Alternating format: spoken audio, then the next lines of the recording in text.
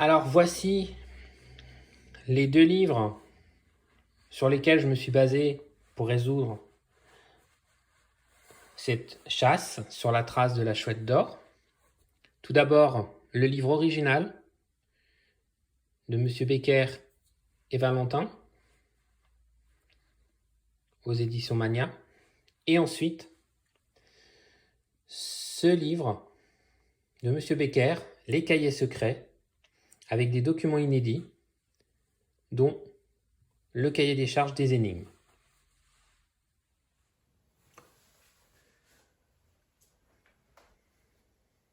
Aujourd'hui, la résolution de l'énigme 560.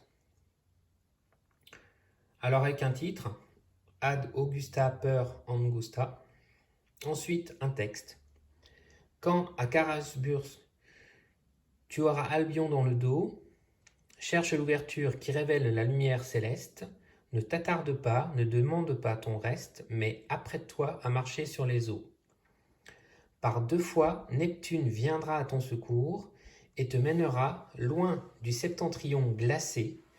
Poursuis ta route et n'interromps pas ton parcours avant de voir par l'ouverture la nef encalminée. Et enfin, il nous dit, sans dévier d'un pouce, tire un trait et tu ne regretteras pas ce que tu as fait. Et nous avons une illustration, donc avec un crayon qui tire un trait de la droite vers la gauche en descendant. Il fend l'eau.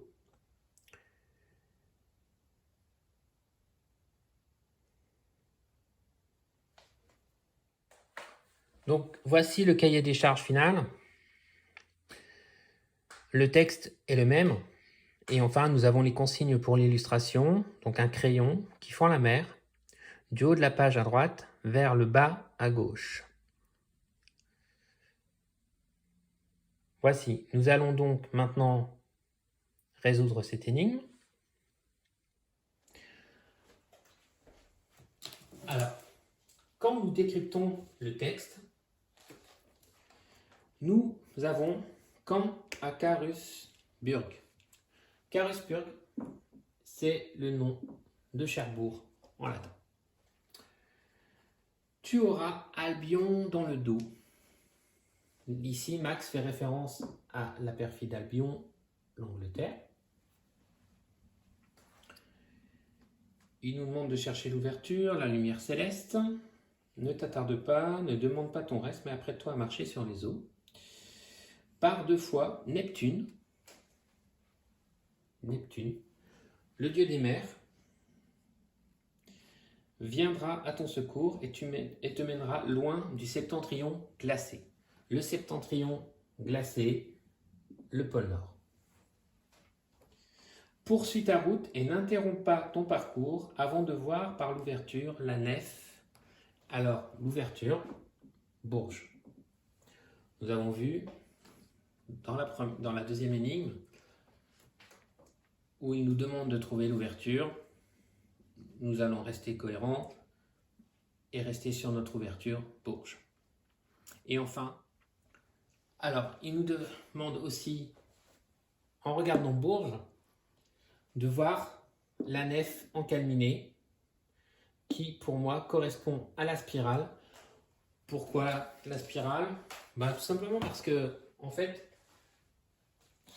quand on lit tout le texte, ce texte, en fait, se révèle être une consigne par rapport au tracé, puisqu'il nous demande, en partant de Cherbourg, tout au nord,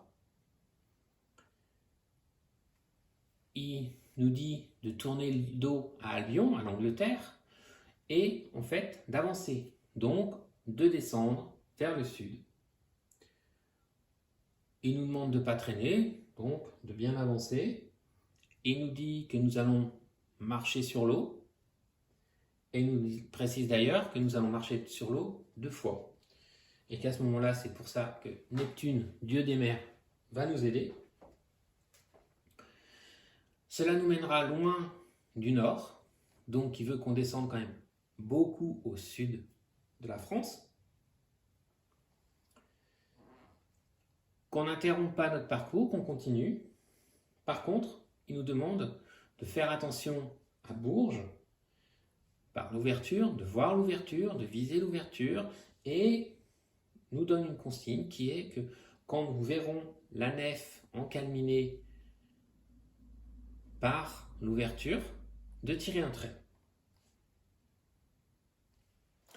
Alors, la nef encalminée, pour moi c'est la spirale, dans la mesure où,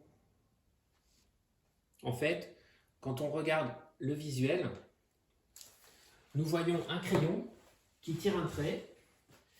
Dans le sable, nous avons une spirale qui est représentée. Et le trait fend les eaux en deux. Donc, là où Neptune nous aide par 2 fois à marcher sur les eaux. Voici ce qu'on peut dire sur cette énigme